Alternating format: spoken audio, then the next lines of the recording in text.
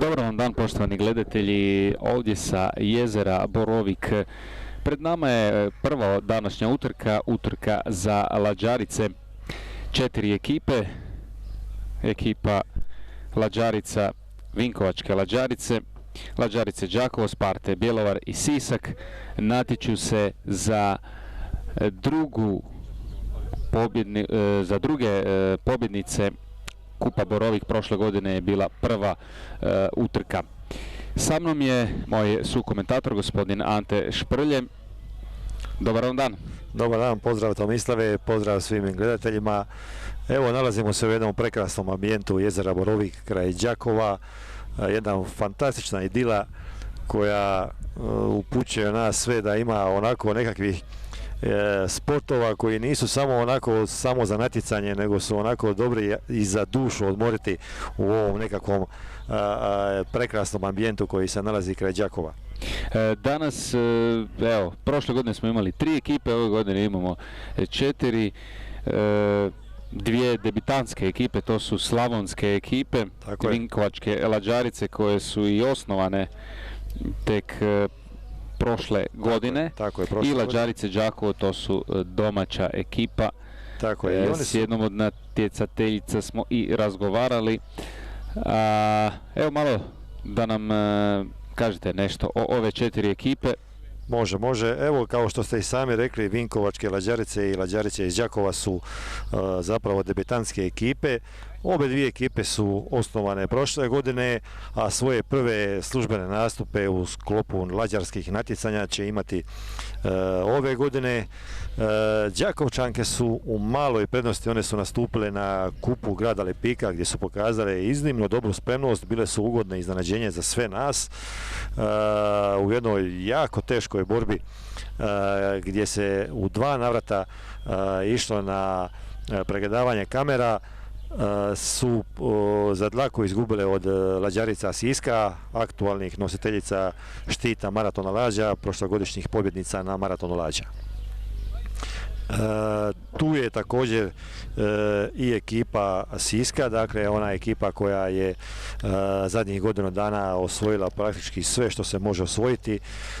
Prošlogodišnji maraton lađa, kup grada Lipika su osvojili, pokazali su da su uporni treninzi i konstantna priprema i dobro druženje mogu rezultirati dobrim rezultatima. I imamo Sparte iz Bjelovara, ekipa koja je također ozbiljno prionula poslu, koja ima svoga trenera Štefu Luca, istaknutog prvaka u kanu u Republici Hrvatskoj. Dakle, ekipa iz Bjelovara koja vrlo vrijedno trenira i zasigurno će pokazati što su i na koji način su se pripremali ove godine za ovu utrku i za maraton lađa. Evo i da vidimo sada malo i kakva je situacija na samoj vodi. 3 ekipe jedna do druge. Tako je. Ovdje je jako bitno ko će biti od ekipa prvi na bovi oko koje se vrši okret, dakle s desne na lijevo. U tom okretu će se zapravo zauzimati pozicije. Onaj ko uđe prvi u okret, taj stječe jednu prednost koju će se kasnije teško popravljati. Može se, ali zato će trebati iznimno jaki zaveslaj. Čini mi se da su veslačice iz Siska, lađarice iz Siska izbile lagano na prvo mjesto. Zanimljivo je vidjeti da se drže uz obalu, dakle štite svoju lađu od vjetra, jer vjetar ima poprilično jak utjecaj prilikom veslanja. Dakle, vi svojim tijelom, svojim prsima, ako vjetar vama ide u prsa, dosta vas usporava i onda ekipe u takvim situacijama znaju bježati, što se kaže, uz obalu gdje je stabla koja vidimo uz jezero Borovik, donekle malo štite od tog vjetra.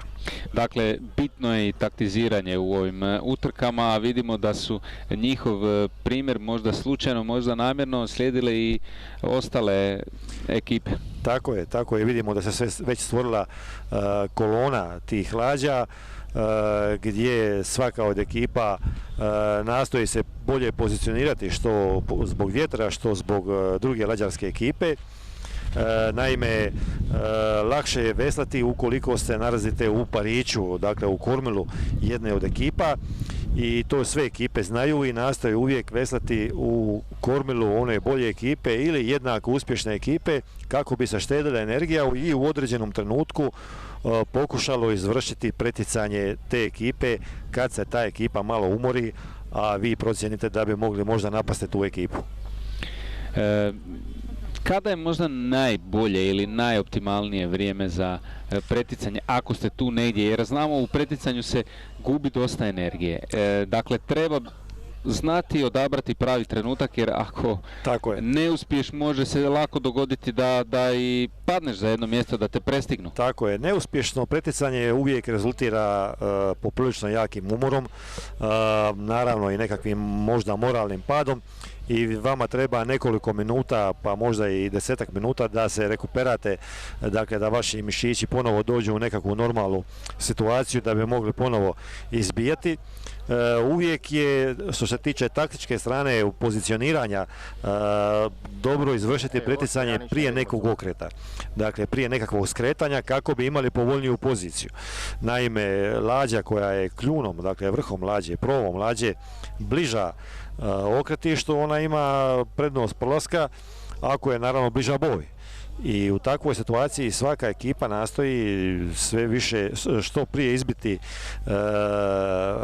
bliže tog okretu kako bi stekla tu prednost, jer onda ekipa koja je iza ili bočno, ona treba imati veći obuhvat, veći krug pravi, gubi puno više metara i time se dolazi do boljeg ili goreg pozicioniranja. Evo ovdje imamo jednu situaciju, to je, ako se ne varam, ekipa baš domaćina Đakovo i Bjelovar.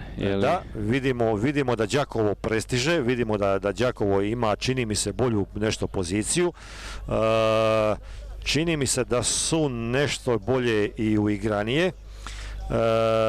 To je vrlo bitna stvar. U ovoj fazi utrke, naravno, kada su nešto pojačani ti ritmovi, tu može doći do ispadanja malo ritma. Važno je zadržati taj ujednačeni ritam.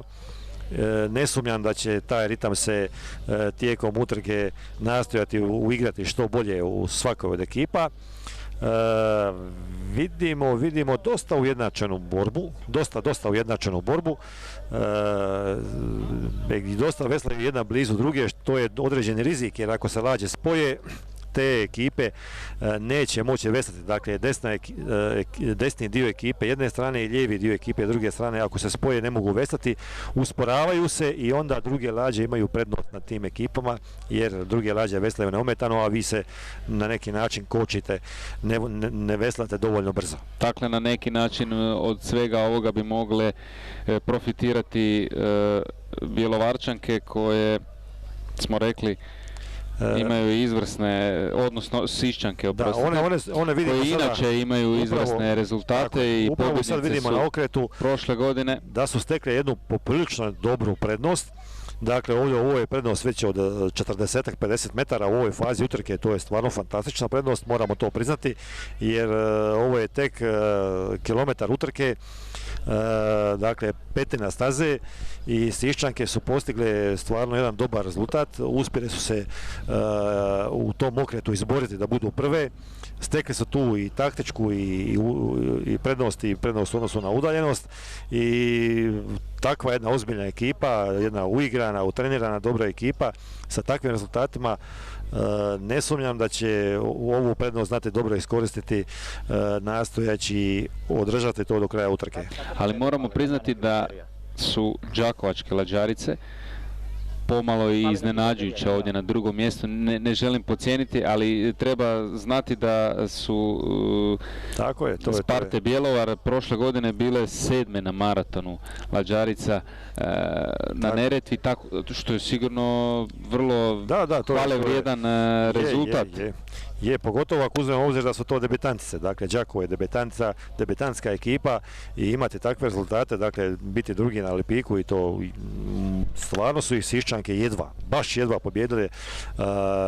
Radio se foto finish, pregledavale su se snimke, 2 utrke su bile odveslane, u prvoj je bilo neodlučeno, dakle potpuno neodlučeno u milimetar, a u drugoj utrki se ponovo moralo pregledavati da se utvrdi da su Siščanke pobjednice. Ovdje su Siščanke napravile ipak jedan malo veći razmak, dakle poprilično su se odmakle, stekle su jednu dosta veliku prednost.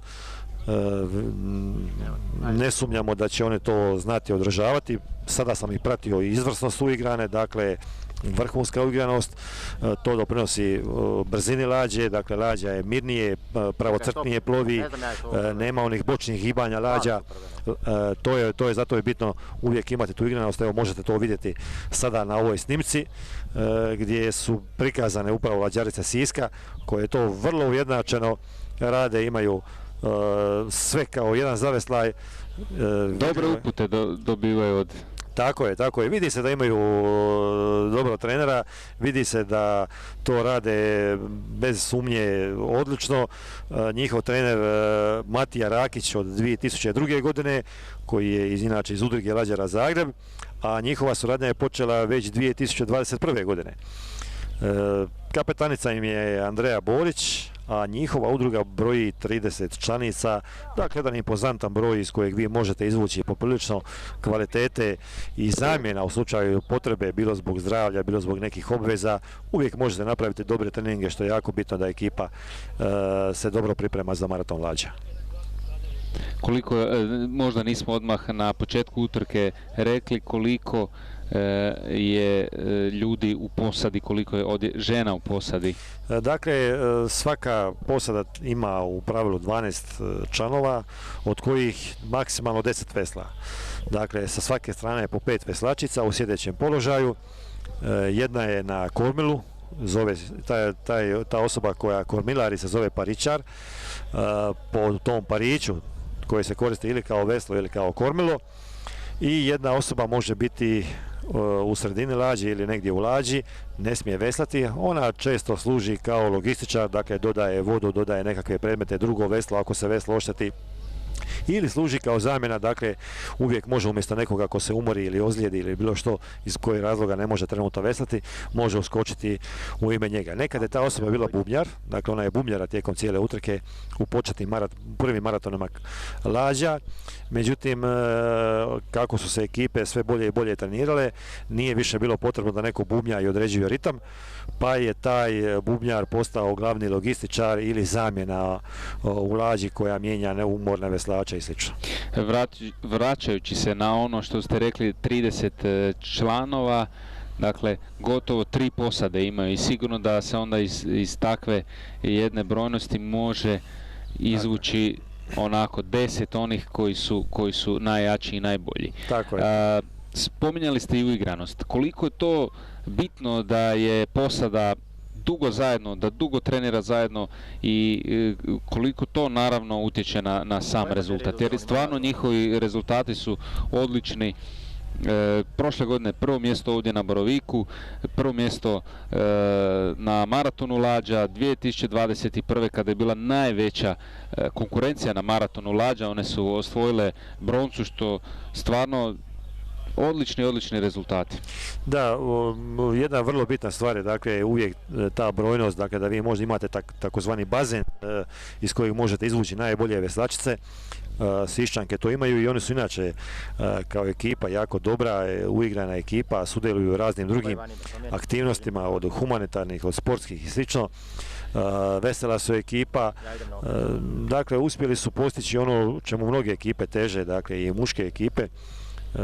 Pokazalo se tijekom povijesti maratona lađa i lađarica da je što imate veći broj veslačica, naravno možete izabrati što bolje veslačice, pa tako i kod muških lađara imate prve i druge ekipe, dakle ove najbolje i najveće ekipe često imaju prvu i drugu ekipu, dakle za prvu ekipu izaberu one najbolje, a u drugoj ekipi budu lađari koji se vrlo često zapravo pripremaju da bi iduće godine ili neke druge godine postali lađari u toj prvoj ekipi, nositelji odličja i sl. Što se tiče ekipe Sparte Bjelovar, također jedna dosta dobra ekipa koja je osnovana 2019. godine i imaju jedan odličan rezultat, to je 2019. drugo mjesto na maratonu lađarica. ovdje su bili treći prošle godine. Tako je, vidimo sada i ovdje njih, oni su sada drugi u poretku, dakle uspjeli su prestići ekipu Đakova, što i vidim da im je znatno povećani tempo zaveslaja, dakle vidim prateći sada lađarice Đakova i lađarice Sparte iz Bjelovara, da su Sparte znatno podigli ritam. Vidjet ćemo da li će to moći izdržati do kraja ove utrke, jer tek smo otprilike na trećini ove utrke. Dakle, bit će zanimljivo gledati na koji način se ova utrka odvija, da li će ovo iscrpiti lađarice Sparte, da li će Đakovo uspjeti možda iskoristiti taj eventualni umor kod Bjelovara. A vidimo i da Vinkovčanke nisu daleko od ekipe Đakova. Upravo to sam htio reći, malo kao da ih je probio znoj, kao da su došle do daha, odnosno da su se ti njihovi motori zagrijali i da sad to ide puno bolje. Malo možda kao da su se Đakovčanke ipak ispuhale. Naravno, rekli ste, tek je trećina, ima još puno, možda je to i dio taktike. Moguće, pazite, vrlo često svjedočimo upravo taktikama da najbolje ekipe uopće ne žele na maratonu Lađa prvih par kilometara biti među prvima. Dakle, te prve ekipe, ajmo reći na takav način, neki probijaju vodu, a onda se ove ekipe iza njih, neću reći švercaju, ali sa nekim malo manjim umorom voze se u njihove vode, što mi kažemo. I onda na nekih 5 ili 7 kilometara te ekipe koje žele biti prve i žele biti bolje izbijaju, dakle idu u preticanja i slično, dakle koriste to što su se ekipe ispred njih nešto više umarale. Ovdje to vidimo isto takve taktike među lađaricama, to je donekle i očekivano, bez obzira što su i Đakovčanke i Vinkovčanke debitantice, one zasigurno znaju za te određene taktike i definitivno smo mogli vidjeti da ekipe ovdje koriste sve ono što bi im moglo pomoći da ostvare što bolje rezultate. Samo da kažem da godine su samo broj u ovom sportu, jer kod Vinkovčanki recimo najmlađa ima 30 godina, a najstarija čak 60. Dosta iskusna ekipa. Tako je. Mada oni nemaju toliko iskustva u veslanju, ali životnog iskustva. Hoću reći životno, tako da možda će ta taktika ipak doći do izražaja u kasnijem dijelu utrke. Vidimo ovdje da su Siščanke zaista jako odmakle. Tako je, Siščanke pokazuju tu kvalitetu, to višegodišnje zalaganje, dakle one su imale taj, neću reći peh, ali par godina su non stop bile ono četvrto mjesto, ono što se kaže drvena medalja, nikako suhotih medalja, i onda su jednostavno stvarno došle do toga da su zasluženo osvajale sve te medalje što su prošle godine i ove godine osvojili. Jednostavno se moralo je doći do te eksplozije, te kvalitete koju su godinama pripremali. Ali ovo što se spomenuo, Tomislave, to je ta jedna činjenica da za ovaj sport nisu bitne godine. Dakle, i u muškom dijelu maratona Lađa imate veslača od 60 godina. Dakle, i to vrlo aktivnih, vrlo kvalitetnih veslača koji veslaju za neke od najboljih ekipa. Osvajače zlata imaju u svojoj ekipi ljude od 44-5 godina. Dakle, to je nešto što u drugim sportovima nije baš uobičajeno, ali u ovom sportu koji nije nimalo lagan, ali jednostavno iz ne znam kojih razloga, nisam profesionalac, jednostavno u ovom sportu i ti stariji po godinama, ne mislim starci, ali stariji po godinama u sportskom smislu, ljudi ostvaruju vrhunske rezultate. I to je na neki način jedan dobar poticaj za sve one koji se razmišljaju da li ovo jednostavno mogu probati. Dakle, imamo stvarno jako puno ljudi sa mnogim, sa dosta starijim godištima koji veslaju i bave se lađama. Možda stvarno što se tiče tog iskustva koje dolazi s godinama, jer ovo je specifičan sport i nema puno utrka u godini, način na koji se trenira i možda isto dolazi do izražaja što kasnije, možda nije toliko snaga koliko je i koliko treba znati u kojem trenutku povući, u kojem trenutku malo stati, dakle rasporediti te snage. Možda je to iskustvo koje dolazi s godinama i možda zato ti veslači donose u nekim trenucima prevagu, jer nije bitno samo tko će pobijediti na maratonu lađa ili bilo koje od drugih utrka koje ćemo isto spomenuti u prijenosu. Ima tu dosta ovih, ajmo reći, mini derbija, ovih rivalstava između dva mjesta, dva grada. Sigurno će i ovdje igrati ulogu hoće li Vinkovčanke biti ispred Đakovčanki, jer to je, ajmo reći, jedan slavonski derbi. Tako je. Snimljen je jedan i prije nekakvih 16-17 godina dokumentarac koji se zvao Rivalstvo što nas veže. I to možda najbolje oslikava što se događa na maratonu lađa, upravo ta mala sitna rivalstva između mjesta, između prijatelja, čak i rodbine, gdje smo svi prijatelji, ali na dan maratona lađa ja želim biti bolji od tog nekog mog prijatelja, nekog nebitnog susjeda, nekog susjednog mjesta, nekakvih rođaka, nije bitno. Dakle, ta mala rivalstva koja su ona pozitivna rivalstva.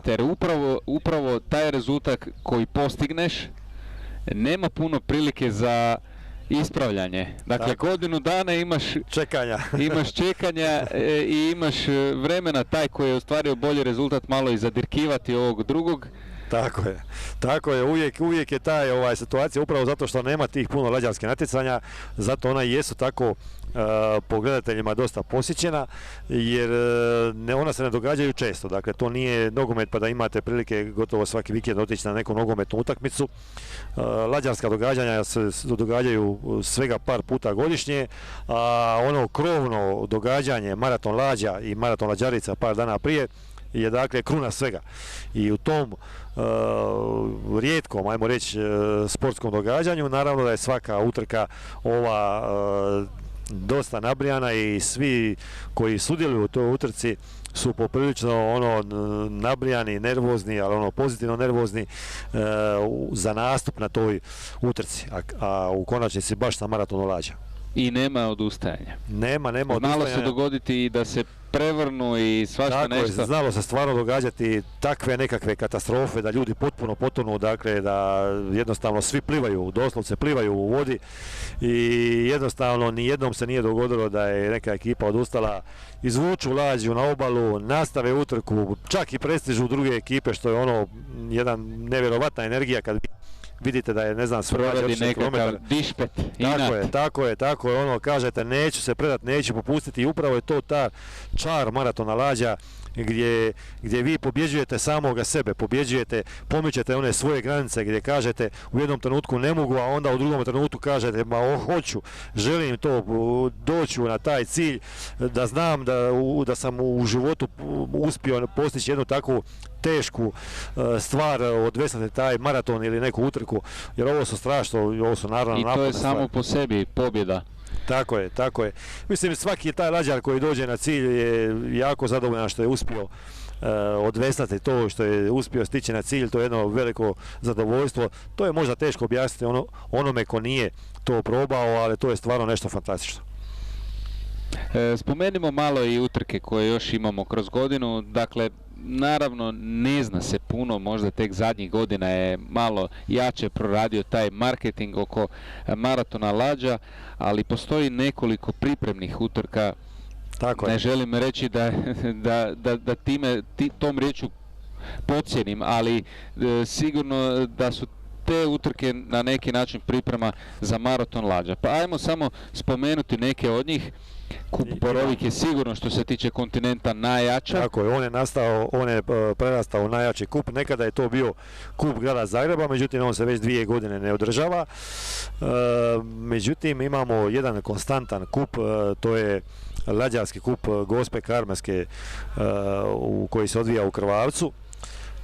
Taj kup se održava na duljini od 14 km. Dakle, to je generalna proba, taj kup se održava sredinom 7. mjeseca i na njega vole doći sve bitnije ekipe i tu bude između 15 i 20 ekipa, jer to predstavlja svojevrsnu generalnu probu na maratonu lađa, za maraton lađa, gdje ekipe testiraju i taktiku i snagu svojih veslača i ponašanje i psihu, i zato svi vole doći na taj lađarski kup, jer on predstavlja određenu najbolju probu, dakle onu natjecateljsku probu, ne samo onu trening probu, što će se još eventualno moći popraviti do maratona lađa.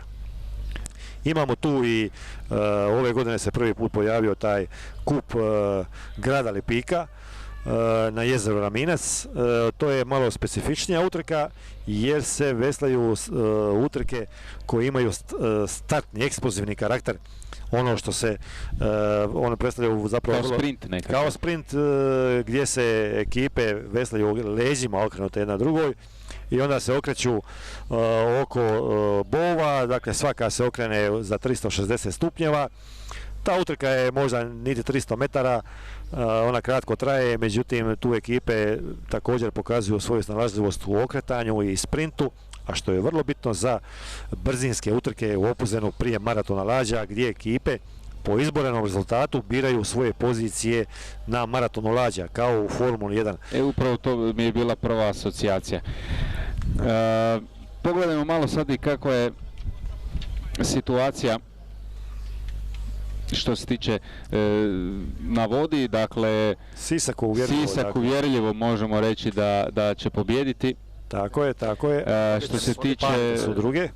Malo se već sada napravila razlika između napravila se razlika. Sve 4 ekipe, tako da gotovo da imamo kristalnu sliku o tome kako bi to moglo završiti. U početku je bilo prvi kilometar je bio onako tako je, bilo je, jedne do druge su išle Đakovčanke i Bjelovarčanke, međutim sada se već vidi da je to iskustvo neko koje imaju Sparte Bjelovar ipak će biti presudno za to drugo mjesto i jedno mjesto bolje nego što je bilo prošle godine. Evo vidimo ovdje ekipu Siska na ekranu, možemo jako dobro vidjeti koliko su one kvalitetno uigrane, kako je to i ujednačen zaveslaj i po tehnici i po dinamici, dakle i po ritmu. Vrlo dobro su obučene, vrlo su trenirane i s razlogom su na prvom mjestu, s razlogom nose tu ulogu favorita ove godine. Vidjet ćemo da li će neka druga ekipa, jer očekujemo 10 ekipa na maratonu lađa ženskom ove godine, možda i više čak. Vidjet ćemo da li će se pojaviti neka ekipa koja može njih ugroziti. U Neretvi ima kvalitetnih ekipa koje dobro treniraju, ali ekipa Siska s razlogom nosi ime favorita. Koliko smo sada, jesmo li više od pola utrke po vama? Sad smo već 3/4 utrke. 5 km je utrka. Tako je, 5 km utrka, Siščanke su već prešle 3/4. Dakle, one su poprilično odmakle, dakle ovo je već jedna ozbiljna udaljenost, možda i 150 metara je, možda i 200 čak metara su ispred ekipe Sparte koja se upravo okrenula oko Bove. Zanimljivo, nismo vidjeli probleme prilikom okretaja oko Bovi, to je dosta težak manevar i za paričara, dakle kormerala, kao i za veslače jer se tu mijenja kut veslanja malo, ali ono što je kod ženskih dobro prošlo, to su ti okreti, nije bilo da sudara među ekipama, ekipe su došle u određenom dobrom poretku. Dakle, već se znalo tko ima pravo prolaska prvi pred Bovom, tako da tu nije bilo problema, a time znači nije bilo ni posla za suce.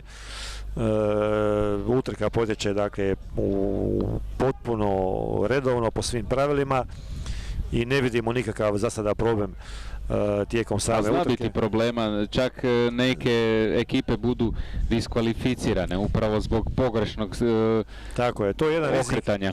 To je jedan rizik ako pretječete nekakve ekipe sa, ajmo reći, to se kaže unutarnje strane, dakle bliže Bovi, a ne uspijete to napraviti do Bove i onda se dogodi da vi niste zaokružili Bovu kako trebate s vanjske strane, nego ste prišli njoj s unutarnje strane, to dovodi do diskvalifikacije ukoliko vi niste se okrenuli oko Bove s vanjske strane.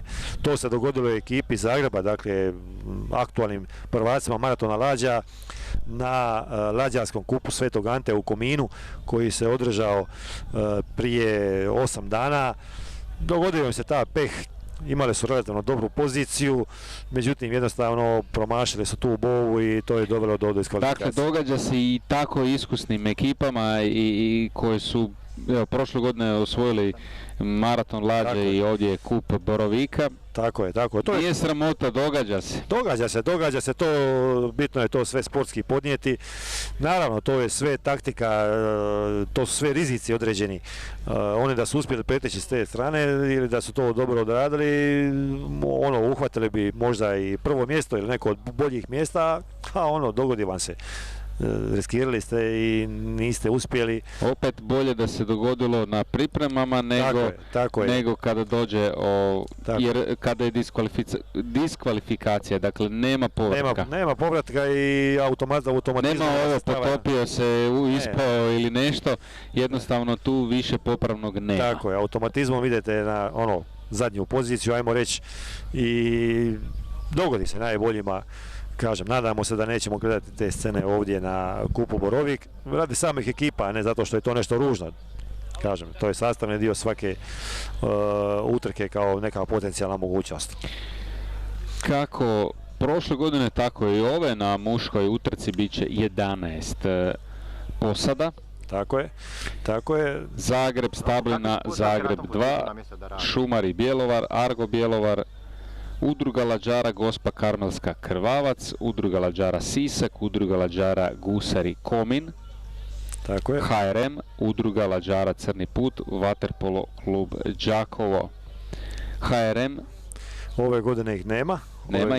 Ove godine ih nema. Znači, to je ekipa koja je nastupila prošle godine, pa sam se, ispričavam se za ovaj lapsus, ali... Nemamo ni Krvavca ove godine. Ali ovo je u stvari poredak od prošle godine. Tako je, to je poredak 2022. godine.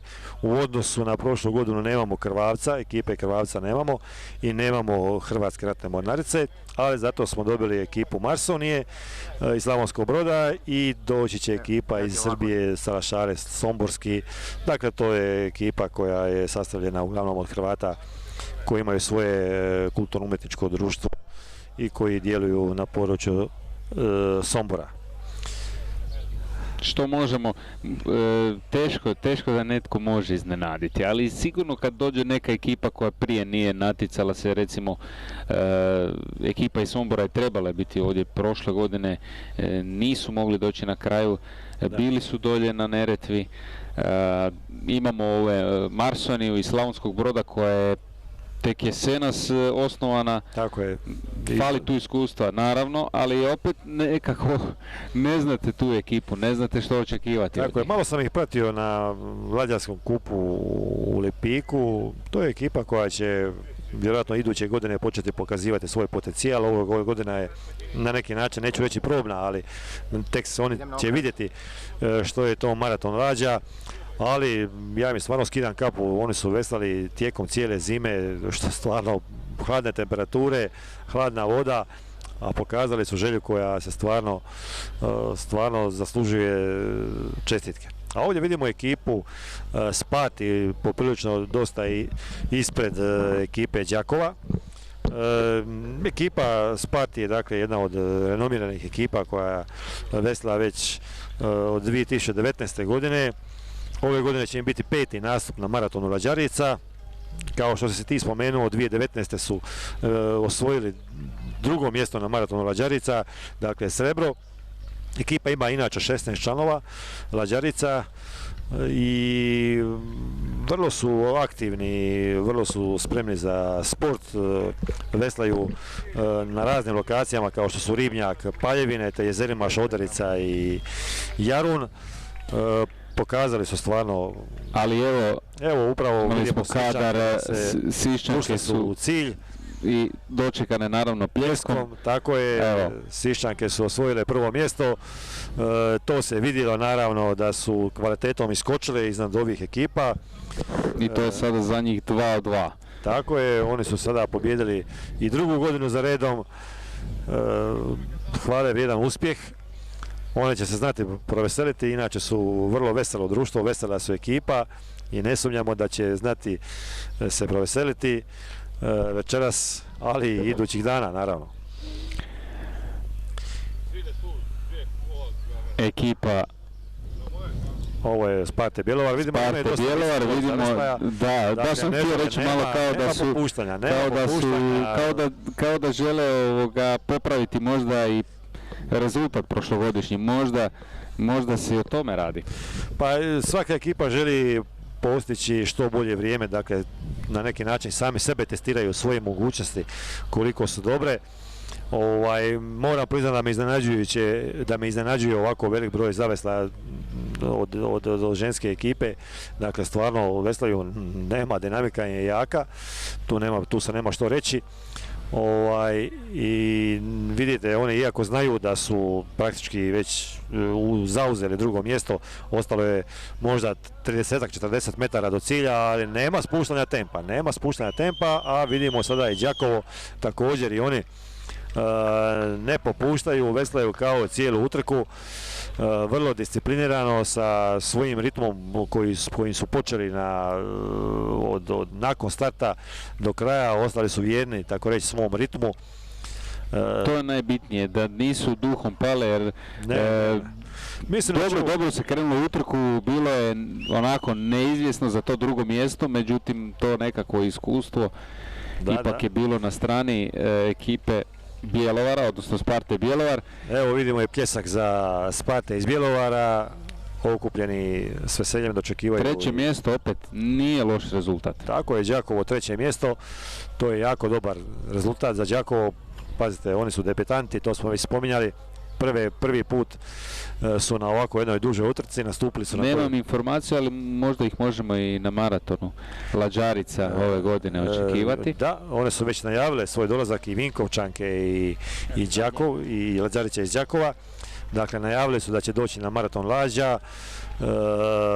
Nakon što sam ovo sve vidio, ne mislim da bi se baš zadovoljile na nekom zadnjim pozicijama. Pa recimo da s ovim sada ja bih rekao prvih 5 mjesta da nije toliko nemoguće. Da, ja očekujem da će tu biti. Jer nešto je teže veslati ovako na mirnoj vodi. Mislim da je Neretva ipak nešto teža, zato što dole na Neretvi na maratonu Lađa se pojave valovi i vjetrovi, što uzrokuje dosta problema ekipama, i ove ekipe koje dođu s kontinenta, one su sa puno manje iskustva na takvim vodama gdje ima nešto valova i gdje ima nešto vjetra više. I naravno da tu domaće ekipe imaju nešto malo više prednosti jer imaju nešto malo više iskustva u tome. Ali niko se nije spreman na ono što se događa na maratonu Lađa, to je ta jedna eksplozija veslanja, eksplozija adrenalina, jer ipak je tu ogromna. Svi kreću jako, ima tu i puno gledatelja i svega. I naravno da su svi pod posebnim psihičkim opterećenjem i nikad ne znate na koji način ćete se vi ponašati kad ta utrka krene. Evo u cilj ulaze i Vinkovčanke. Vinkovčanke je ekipa koja je prošle godine se formirala, ima 15 aktivnih lađarica, voditeljica im je Vedana Sertić koja je ujedno i paričarka. Oni treniraju na Bosutu u Vinkovačkoj Lađi zadnjih nekoliko mjeseci. Imaju 2 domaće utrke koje su organizirale za Dan grada Vinkovaca i maraton Lađara na Vinkovačkim jesenima. I to je ekipa koja je vrlo aktivna sa muškim lađarima, tako da bit će veselo. Ovo je prvi uopće nastup u nekom službenom lađarskom natjecanju i u Neretvanskoj Lađi. Evo, praktički utrka završava, sve ekipe su pristigle na cilj. Tako da možemo reći konačan poredak, to je dakle Sisak drugu godinu u nizu osvaja kup Borovik u ženskoj konkurenciji, na drugom mjestu su Sparte Bjelovar, treće mjesto Lađarice Đakovo, četvrto Vinkovačke Lađarice. To je to što se tiče prve ove današnje ženske utrke. Oko 18 sati počinje utrka u muškoj konkurenciji, prije toga ide i uvodna emisija, pa ja vas pozivam sve da budete s nama. Lijep pozdrav!